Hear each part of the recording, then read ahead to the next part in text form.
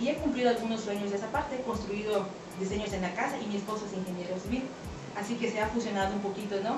Esa inquietud que yo tenía y la habilidad manual y la parte del dibujo y todo lo demás, siento que son habilidades que se daban ahí para que yo pudiera hacer eso, ¿sí? Sin embargo, por cuestiones económicas, mi papá no me pudo costear en aquella época. Me dijo, te vas a ir a la ciudad a estudiar, tengo que pagar renta, tengo que pagar alimentación, hospedaje, además cuando regreses, me decía, ¿no? Y tenía yo una hermana que ya estaba estudiando acá en la, o sea, no acá en la facultad, acá en Mérida, y entonces me dijo, va a ser realmente un gasto muy fuerte, me dijo, yo no puedo comprometerme a que tú estudies ahorita esa carrera que he escuchado que es cara, o sea, solamente por comentarios, ¿no? No es que yo tenga la certeza de que realmente sea cara, me decía, pero yo no quisiera dejarte mal. Yo no quisiera que tú empieces y a mitad de camino te digas, ¿sabes qué? Ya no hay los recursos y trunques esa carrera.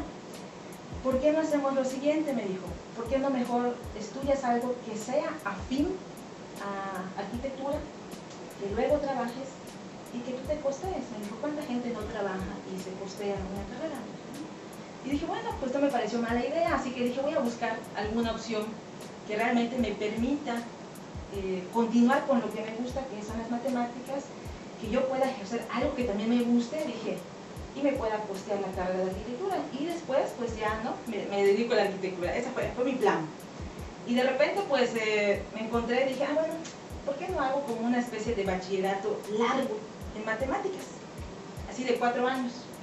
Y entonces tengo con un grupo de amigos que teníamos mucha afinidad, que querían hacer carrera también. Y yo vine, o sea, sí, salí del pueblo y así un poquito con la desconfianza entre mis papás de que voy a viajar sola y con los muchachos también, ¿no? Fui la única mujer en el tercer año en la especialidad.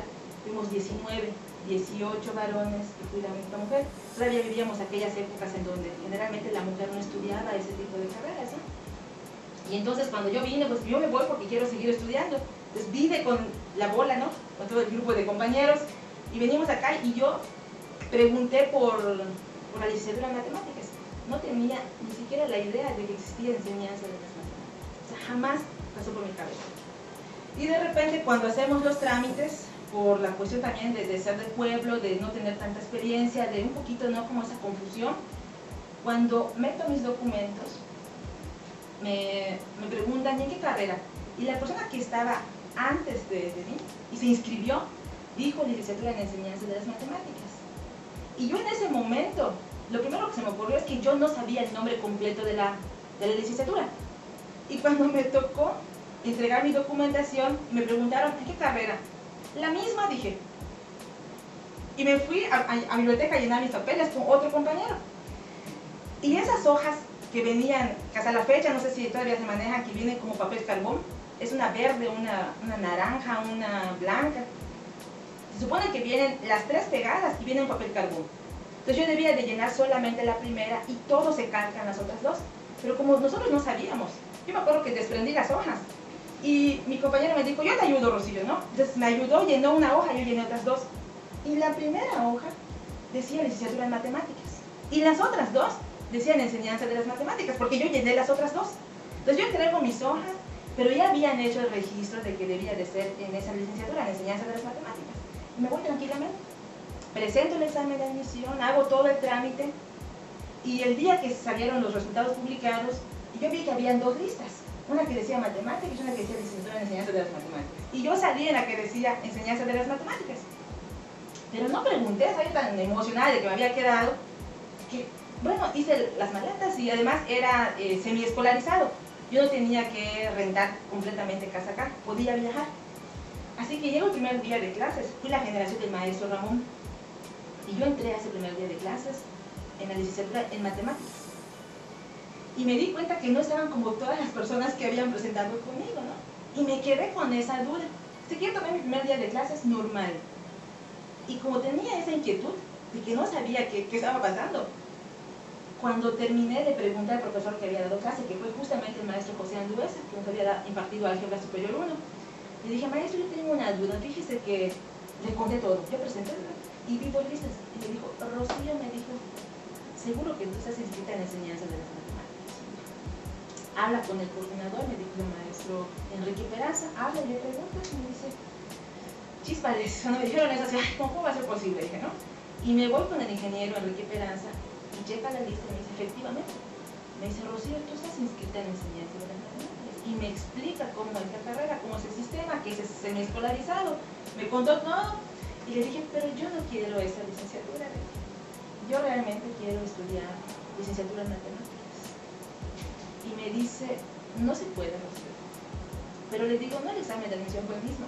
Sí, pero los trámites son distintos. Chispas, dije. No te preocupes, me dijo. ¿Qué te recomiendo?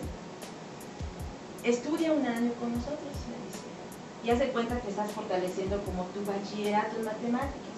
Estudias un año, me dijo, y al otro año presentas el examen de admisión otra vez, me dijo, pero para matemáticas, me dijo, porque es anual. Y estoy seguro, me dijo, que vas a aprobar, me dijo, así que verlo de esa manera. Y dije, pues, ni modos, dije, no, realmente vamos a esperar que pase ese año y que las cosas se den. Resulta que cuando vi el plan de estudios y vi que yo podía terminar en menos tiempo, ¿sí? Es donde digo que entra con esa creencia, ¿no? Dije, seguro que me pasó por alguna razón, dije, ¿no? Y vi que realmente el tiempo era yo lo podía hacer en 3 años. Y dije, voy a estudiar ese primer año y ver qué pasa. Si puedo continuar en la enseñanza de las matemáticas, estudio matemáticas, sería ideal, ¿no? Termina ese primer año y yo ya estaba como casada con la licenciatura.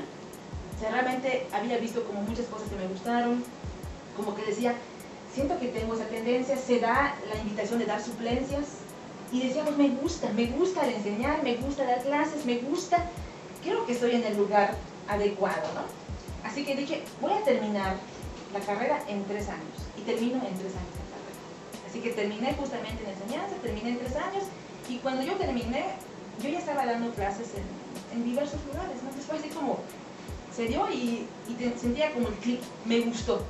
Y dije, creo que esto es lo mío, ¿no? Y ya, arquitectura quedó a un lado. Así fue realmente como surge, ¿no? Entonces no es que yo al término dijera, es una vocación, que yo sentía que eso tenía que hacer, ¿no?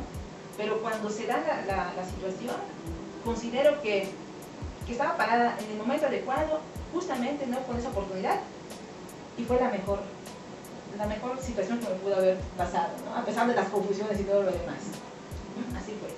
Ok. La siguiente pregunta. Para usted, ¿qué significa tener éxito como maestra de matemáticas? Cuando me enviaron ustedes como la relación de preguntas que iban a hacer el eje rector, la verdad que fue una pregunta difícil, considero que es difícil, pero estuve como haciendo remembranza, ¿no? De todo lo que había transcurrido durante ese tiempo en el que he sido docente, y considero que el éxito se puede medir de muchas maneras, ¿no? Sin embargo, pienso que lo esencial para mí es como el poder contribuir en la formación de cada estudiante y saber que después de algún tiempo, ¿no? Cuando el estudiante concluye una carrera o concluye algún grado académico, y saber que uno formó parte de esa formación, pienso que ahí está el éxito principalmente, ¿no? Y hay ocasiones en que a veces queda solamente en ver que el estudiante se recibió, el estudiante terminó el curso o aprobó una asignatura y que lo hizo bien. Y decimos, bueno, ahí está como el logro. Pero también se da ocasiones en que ese éxito se hace explícito. Cuando un estudiante viene y te lo dice, o cuando un estudiante te agradece con algún detalle, o cuando pasan muchos años y de repente los ves. Yo he visto algunos estudiantes cuando estuve en la CONADEP y ellos trabajan en áreas técnicas, y he visto estudiantes que trabajan en Chedraui, que trabajan en Bodega Aurrerá, o que de repente concluyeron una carrera y yo a veces ni me acuerdo, y de repente me ve alguna y me dice, oh, maestra, usted me dio clase de matemáticas, y se acuerda la época, el año y demás, y siento que es como la satisfacción, ¿no? Entonces ahí está como ese granito de éxito, yo le llamaría de esa manera, ¿no? ¿Usted piensa que el éxito de un maestro de matemáticas es influenciado por la institución en la que se encuentra? No, definitivamente que no. Yo he tenido la oportunidad de trabajar en todos los niveles educativos, desde preescolar, estuve un tiempo en el Montessori y trabajé en la etapa que fue como preescolar. trabajé en nivel primario, trabajé en secundaria, luego trabajé en nivel bachillerato, luego trabajé en nivel superior hasta que llegué a la facultad y tuve la oportunidad de trabajar en diferentes niveles, tanto públicos como privados.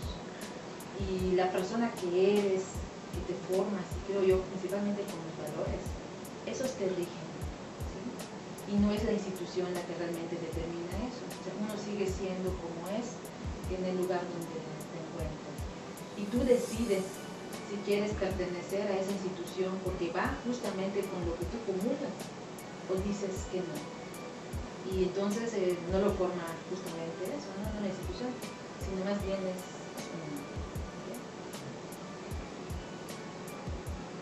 ¿Usted ha conseguido ese éxito como maestra de matemáticas? Yo considero que sí. Voy a sonar así como no tan modesta, ¿verdad?